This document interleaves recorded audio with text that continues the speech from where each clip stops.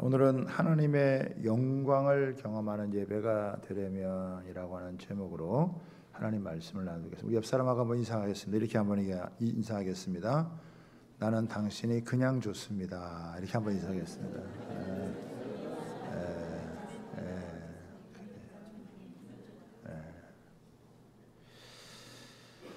여러분, 신앙생활에서 가장 중요한 게 예배죠.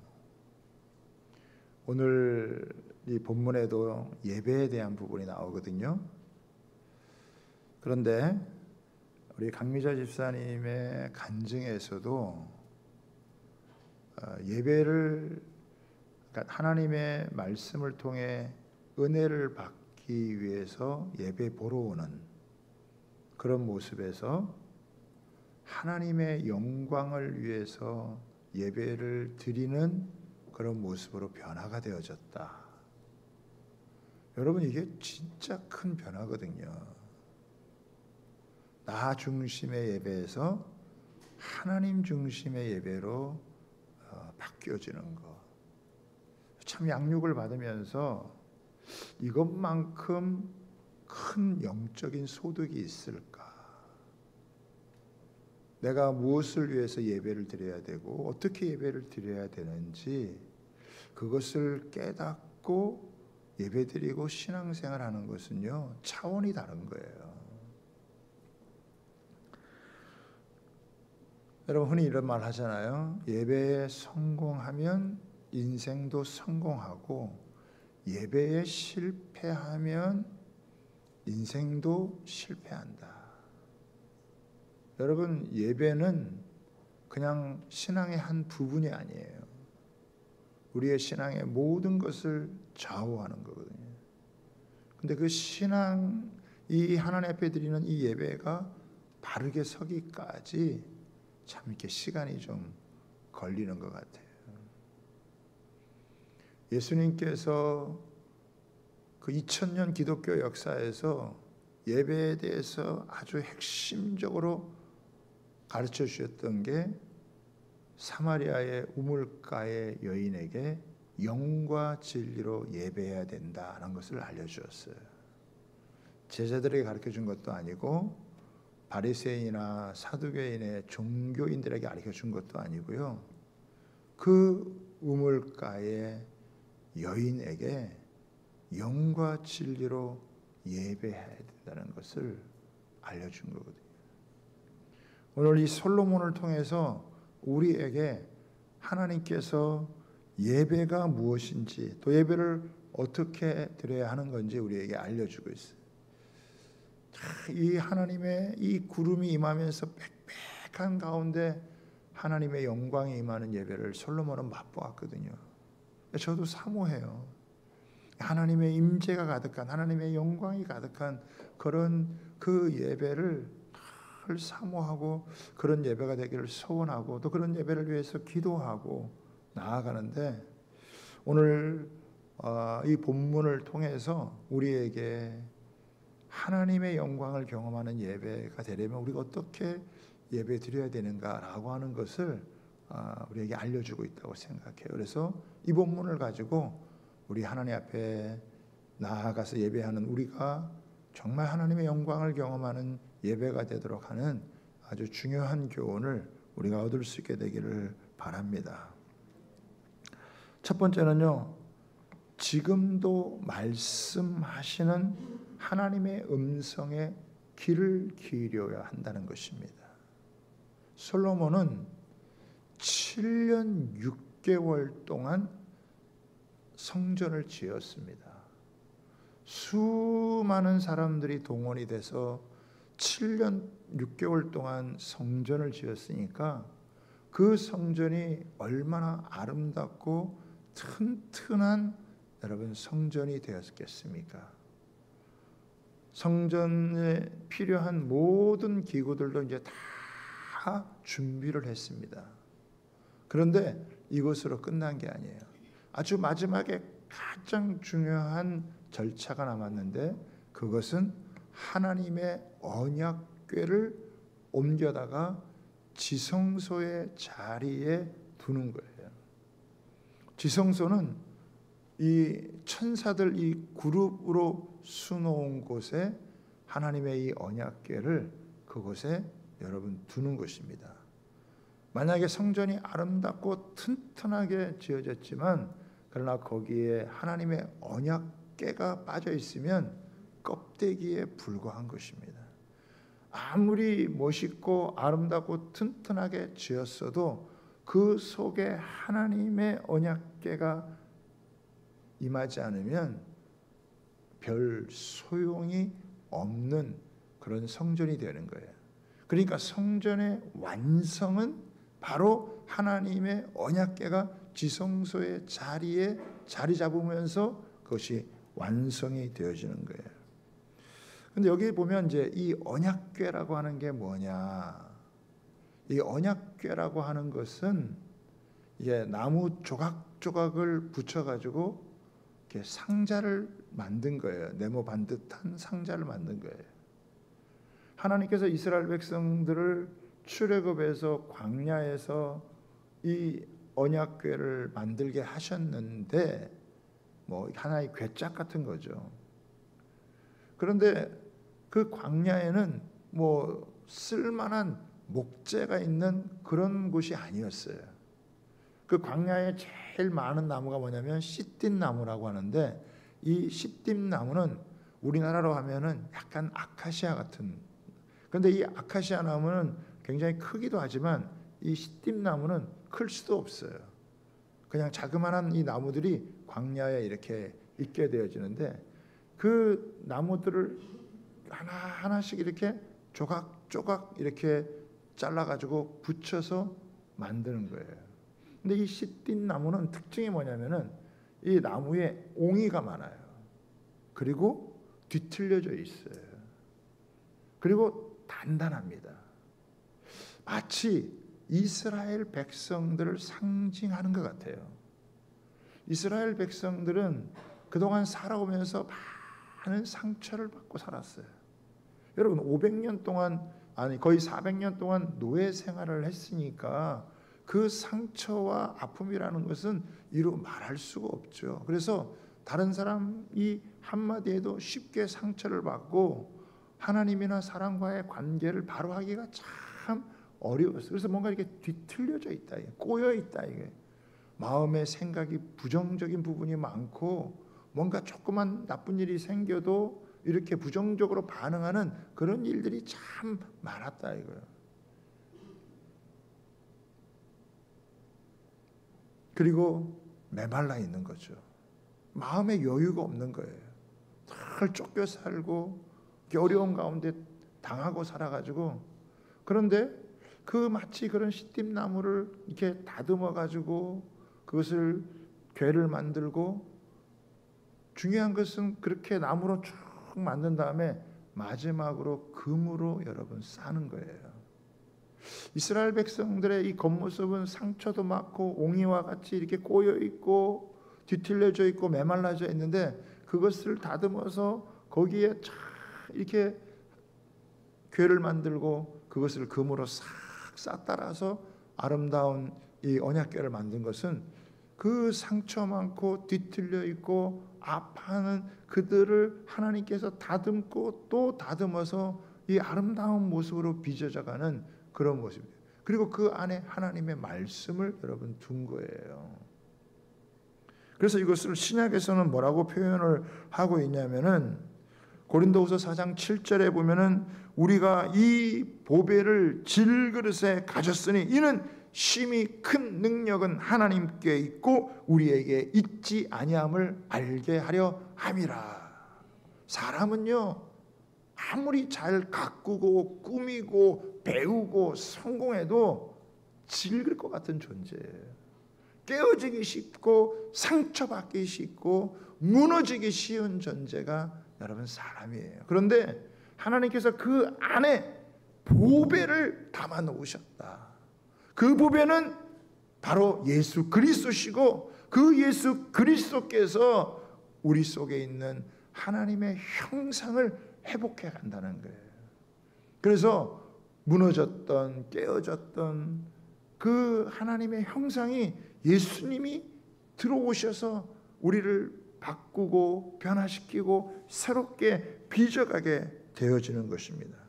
그래서 그 예수님 때문에 참 질그릇 것 같은 우리 인생이지만 그 질그릇 안에 담겨져 있는 보배로 말미암아서 더욱 빛나고 아름다운 인생이 되어지는 거예요. 아멘입니까? 우리가 그냥 좋은 것은 뭐냐면 우리 속에 예수님이 계시고 예수님이 우리를 아름답게 빚어가실 줄 믿습니다. 하나님 우리를 빛나게 빚어가시는 거예요. 때로는 시련을 통해, 고통을 통해, 아픔을 통해, 때로는 인생의 많은 문제를 통해서 인생이 괴롭고 어려운 것처럼 보여도 하나님이 그것을 통해서 오히려 인생을 더 빛나고 아름답게 빚어간다고 하는 사실을 믿으시기를 바랍니다. 2절에 보니까요, 이스라엘 모든 사람이 다 에다딤 월 곧 7째 달 절기에, 그러니까 이 솔로몬이 어떤 절기에 이것을 시행했다라고 할 수 있는데, 여기 에다딤 월 곧 7째 달은 초막절을 의미하는 겁니다. 여러분, 이스라엘 백성들에게 있어서 초막절은 무엇이냐면은 하나님께서 출애굽해서 여러분 이스라엘 백성들을 구원한 것을 이 광야에서 지키는 절기를 의미하는 것입니다. 그래서 이 초막절에는 특별히 3가지 의미가 있어요. 첫 번째는 뭐냐면은 구원입니다. 애굽의 노예 생활에서 그들을 건져서 광야로 인도한 거예요. 그러니까 죄 많은 세상에 살고 있던 그 영혼들을 건져낸 구원의 은혜가 있는 거예요. 두 번째는 뭐냐면 보호의 은혜가 있습니다. 광야는요, 무서운 곳이에요. 낮에는 엄청나게 뜨거운 이 햇살로 말미암아 폭염이 찌는 듯한 더위 속에 있고, 밤에는 너무 추워서 잠을 제대로 잘 수 없는 그런 곳이에요. 그런데 낮에 해가 너희를 상치 아니하게 하고 밤에 달이 너희를 해치 아니하도록 하나님께서 보호해 주신다는 거예요. 세 번째 키는 뭐냐면은 인도예요. 광야는 길이 없어요. 그런데 하나님께서 그 이스라엘 백성들을 끝까지 제대로 갈 수 있도록 길을 인도해서 목적지까지 가게 되어지는 거죠. 그러니까 이 초막절이라고 하는 것은 구원과 보호와 인도가 있는 것을 고백하는 이 절기에 그들이 성전을 짓고 바로 이 절기 속에 이 하나님의 언약궤를 성전 중심에 여러분 모시는 거거든요. 원래 이 언약궤 안에는 3가지가 있었어요. 아론의 쌍난 지팡이, 그리고 광야에서 먹었던 만나 항아리, 만나를 담았던 항아리, 그리고 십계명이었던 이 말씀을 담은 2 돌비가 있었는데, 앞에 있는 2개는 이제 사라지고 그 언약궤 안에는 하나님의 말씀인 이 계명인 이 돌비만 있었던 거예요. 이거는 뭘 의미하냐면 이제 다른 것은 필요 없고 하나님의 말씀이 있으면 그 말씀을 통해서 이스라엘 백성들이 여러분 승리하고 번성하고 축복된 삶을 살아간다는 것을 보여주는 거예요. 그래서 이 지성소 안에는 사실 캄캄한 어두운 곳이지만, 그러나 그것은 어두운 곳이 아니에요. 빛 대신 주님이 그곳에 함께 하시기서 그 언약궤를 통해서 이스라엘 백성들에게 말씀을 주시는 거예요. 그때마다 꼭 필요한 하나님의 말씀을 주신다라고 하는 거예요. 하나님은 사실 다양한 방법을 통해 여러분 말씀을 주세요. 오늘같이 설교의 말씀을 통해서, 또 큐티의 말씀을 통해서, 서로의 교제를 여러분 통해서, 그리고 때로는 자연을 통해서 말씀하시는데, 가장 중요한 것은 하나님이 설교를 통해서 하나님의 뜻이 무엇인지를 알려주는 거죠. 아까 우리 강미자 집사님이 간증을 하셨잖아요. 참 내가 신앙생활을 열심히 하면서 은혜도 맛보고 그랬는데 어느 순간 이렇게 막힌 게 있는 거예요. 이게 막힌 게 있어서 더 깊은 하나님과의 관계로 가지 못하는 게 있는데, 그게 뭐냐? 예수님에 대한 부활을 잘 믿지 않는, 잘 믿어지지 않는 이런 문제가 있는 거예요. 근데 1:1 제자와 양육을 하다가 보니까 내 속에 막혀있던 것이 무엇인지를 깨닫게 되어지고, 그 막혔던 것들이 말씀을 통해서 탁 뚫어지니까 자기의 영혼에 새로운 변화의 역사가 있게 되어지는 거거든요. 여러분, 그래, 우리가 하나님의 말씀을 지속적으로 들어야 되고 알아가야 되는 이유가 뭐냐면, 뭔가 우리가 이렇게 시작을 해서 좋게 출발을 했고 가다가도 뭔가에 막히고, 그래서 멈추고 눌리고, 그리고 신앙생활에 참된 맛을 보지 못하는 그런 경우인데, 그런데 하나님께서 어느 순간 우리에게 꼭 필요한 말씀을 주셔서 그 문제를 뚫고 이겨나가고 승리할 수 있도록 허락해 주신다는 것을 믿으시기를 바랍니다. 하나님은 가만히 계시는 분이 아니에요. 오늘 우리에게 말씀을 해주시는 거예요. 설교 시간에 이렇게 설교를 통해서도, 큐티를 통해서도, 내가 묵상을 통해서도, 사람과의 관계를 통해서도, 양육을 통해서도, 이런 만남을 통해서 하나님께서 그때마다 필요한 말씀을 주시고, 그 말씀은 나에게 꼭 필요한 말씀이고, 그 말씀을 붙들면 시련과 어려움을 뚫고 여러분 우리가 한 단계 더 믿음의 전진을 이루어가는 것인 줄 여러분 믿으시기를 바랍니다. 그래서 때로는 분별도 하고, 그러면서 위험하고 어려운 것들도 피해가면서 하나님께서 우리를 이끌어 가시는 것을 경험하는 거예요. 그래서 그 성전의 가장 중요한 중심에 하나님의 말씀이네. 그러니까 성령이 지금도 우리에게 말씀하고 있는 걸 우리가 들어야 된다는 거죠. 오늘도 이렇게 여러분의 설교를 들으면서요, 말씀에 이렇게 귀를 기울이고 간증에 귀를 기울이다 보면은, 이런 거구나라고 하는 걸 나한테 탁 깨닫게 하는 바가 있거든요. 그 성령이 교회에 우리 성도들에게 말씀하기 때문에 우리가 건성으로 듣지 않고 이게 잘 귀를 기울여, 하나님 오늘 나에게 무슨 말씀을 주냐, 귀를 기울이면 하나님이 그때 딱 맞는 하나님의 말씀을 주시는 줄 믿으시길 바랍니다. 그래서 하나님의 말씀은 살았고 운동력이 있어서 그 말씀이 우리 속에 역사한다라고 하는 거예요. 때로는 교훈하고 책망하고 바르게 하고 의로 교육해서 우리가 하나님의 사람으로 더 온전하게 세워져 갈 수 있도록, 건강한 믿음의 사람이 되어질 수 있도록, 하나님을 만나고 체험하는 그런 삶이 되어질 수 있도록 우리를 이끌어 주신다는 거예요. 두 번째는요, 죄 용서의 은혜를 믿고 부르짖어 기도해야 한다는 것입니다. 5절에 한번 보시죠. 5절에 솔로몬 왕과 그 앞에 모인 이스라엘 회중이 그와 함께 그 궤 앞에 있어 양과 소로 제사를 지냈으니 그 수가 많아 기록할 수도 없고 셀 수도 없었더라. 이때 양과 소로다가 제사를 드린 거예요. 왜 제사를 드립니까? 사람이 죄를 짓게 되었는데 그 죄를 용서하고 해결해 주는 게 짐승의 피예요. 그래서 5가지 제사를 여러분 드립니다.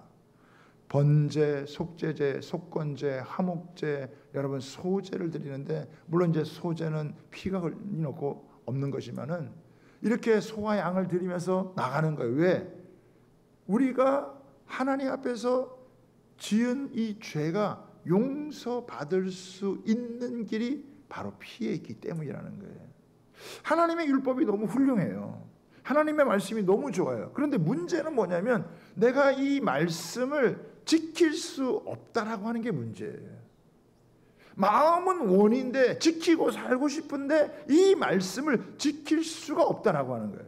이상하게 역설적이게도 지키려고 하면 할수록 더 지킬 수 없는 게 이 율법의 말씀이란 말이에요.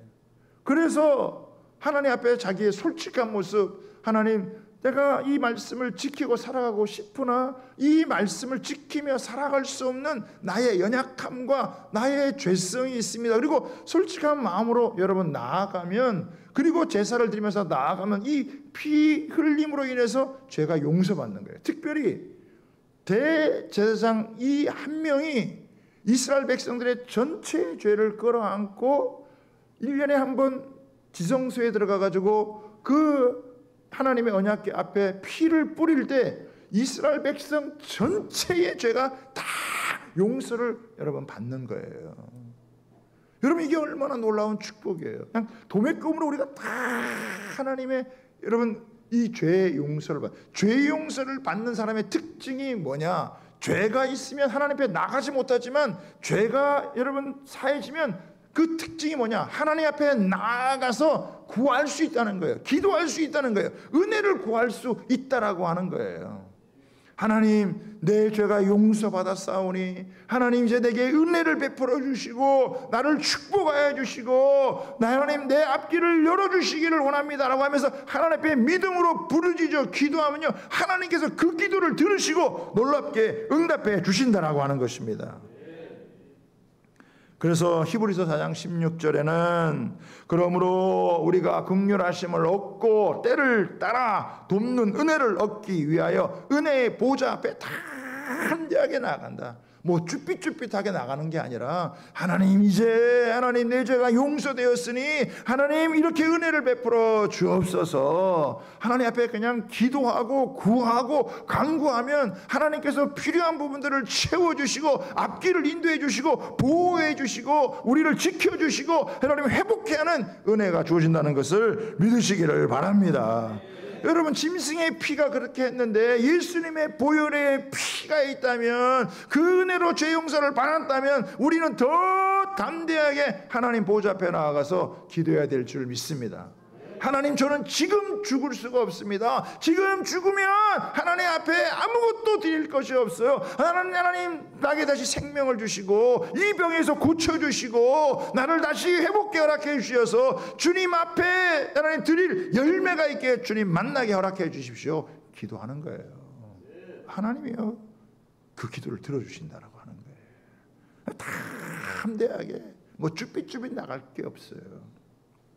시편 107편에는요 다양한 여건에 있는 사람들이 부르짖는 기도가 나와요. 여러 형편에 처한 사람들의 기도인데, 거처할 집이 없어서 방황할 때 하나님 앞에 부르짖어 기도하는데 하나님이 그 거처를 주세요. 참 놀랍죠. 염려와 걱정에 사로잡혀서 인생의 문제 앞에서 아무도 나를 도와줄 사람이 없어. 누군가 좀 빽이 있어서 나를 도와주는 사람이 있으면 좋을 텐데 나를 도와줄 수 있는 사람이 아무도 없어. 그럴 때 하나님 앞에 부르짖고 나아갔더니 하나님께서 내 걱정 근심을 다 주님께서 제거해 주시고 나를 새롭게 세워주시는, 얽혀있는 모든 인생의 여러분 문제들을 갖다가 끊어주시고 새롭게 해주시는 그런 은혜도 있고요. 어떤 사람은 불순종해서 자기 마음대로 살다가 환난을 당해가지고 음식물을 먹기 싫을 정도로 고통을 겪었는데, 그럴 때도 하나님 앞에 부르짖어 기도하니까 하나님이 그 속에서 치료와 회복의 역사를 주시기도 하시고요. 어떤 사람은 배를 띄웠는데, 배를 띄웠다는 것은 어느 정도 잘 사는 사람 아닙니까? 그런데 갑자기 생각지도 못한 풍랑을 만나가지고 어떻게 할 줄 모르는 그런 상황 가운데 그 하나님 앞에 부르짖어 기도했더니 하나님께서 그 기도를 들으시고 환난에서 구원하신다라고 하는 거예요. 우리에게 준 최고의 특권이 여러분 뭐냐? 하나님 앞에 담대히 나아가서 하나님 앞에 기도하는 거예요. 그래서 이 8장 11절 이후에 11절 보면은 솔로몬이 그냥 그 하나님 앞에 나가서 부르짖어 기도하는 그런 내용을 그냥 뭐 조그맣게 얘기하지도 않아요. 하나님 앞에 막 한껏 나가서 막 기도하고 부르짖는 그런 모습을 갖게 되어지는 거예요. 마지막 세 번째는요, 소리 높여 하나님을 전심으로 여러분 찬양해야 된다라고 하는 것입니다. 오늘 여기 본문에는 나오지 않았지만 이 똑같은 본문이 이어진 게 역대하 5장인데요. 역대하 5장 11절에서 13절에 이렇게 나와 있습니다. 우리 띄워주시고요. 이때 제사장들이 그 반열대로 하지 아니하고 스스로 정결하게 하고 성소에 있다가 나오매 노래하는 레위 사람 아삽과 헤만과 여두둔과 그의 아들들과 형제들이 다 세마포를 입고 제단 동쪽에 서서 재금과 비파와 수금을 잡고 또 나팔 부는 제사장 120명이 함께 서 있다가 나팔 부는 자와 노래하는 자들이 일제히 소리를 내어 여호와를 찬송하며 감사하는데 나팔 불고 재금 치고 모든 악기를 울리며 소리를 높여 여호와를 찬송하여 이르되 선하시도다 그의 자비하심이 영원히 있도다. 여러분, 여기서 찬양을 어떻게 하죠? 소리를 높여가지고 하나님을 찬양하는 거예요.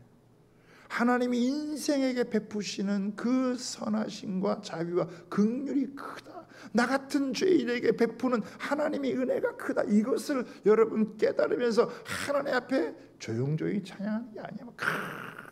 큰 소리로 찬양하는. 저는 여러분들이 교회 와서 예배 드릴 때도요, 그냥 입만 뻥긋뻥긋 기르는 게 아니라 여러분의 온 영혼을 다해서 하나님을 찬양할 수 있게 되기를 바랍니다. 찬양이 터져야 되는 거거든요. 하나님을 송축하고 감사하면서 찬양이 터질 때 어떻게 해요? 그럴 때 그냥 하나님이 그곳에 임재하셔서, 찬양 중에 거하시는 하나님이 그곳에 임재하셔서 영혼들을 만져주시는 거예요. 너무나 그 은혜가 압도적으로 임하게 되어지니까 제사장들이 감히 여러분 일어나 섬기지 못할 만큼 하나님의 영광이 그냥 그들에게 임해버리는 거예요. 사랑하는 여러분, 여러분이 신앙생활 하면서 예배드리면서 이런 압도적인 하나님의 영광을 체험하는 예배를 몇 번이나 경험해 보셨습니까? 이런 예배를요 사모해야 돼요. 하나님을 만나는 예배를, 그냥 왔다 가는 예배가 아니라 하나님의 이런 영광을 체험하는, 그리고 나에게 말씀하시고 내 기도를 들으시고 그 찬양을 받으시는 그 하나님의 그것을 경험하기를 위해서 준비해요. 저도 소원이 있다면요, 하나님 앞에서 이런 예배를 드리는 거예요. 저도 하나님 앞에 여러분 설교를 하지만 저도 하나님 앞에 예배자인 거예요. 하나님 이곳에 임재하셔서 이곳에서 한 영혼 한 영혼 말씀해 주시고 또 우리의 기도를 하나님이 들어주시고 그 속에서 하나님이 치유와 회복을 경험하고, 그러면서 하나님을 그냥 큰 소리로 외치며 찬양하고, 그런 가운데 하나님의 그 또 영광, 그 영광을 부어주셔서 그 영광을 나타내 주셔서 그 은혜 위에 은혜고 영광에서 영광으로 나아가는 이런 축복된 하나님의 역사. 제가 그 달라스에서 에즈베리에서 온 김하진 우리 선교사님이 그 에즈베리에 그 부흥이 일어났을 때 그때 그 학생들, 이 MZ 세대들이 그 찬양하면서 하나님의 영광을 경험한 이야기를 여러 번 듣는데, 그 뭔가 말할 수 없는 이런 압도적인 하나님의 영광이 임해가지고 그 예배를 그칠 수가 없고 찬양을 그칠 수가 없어요.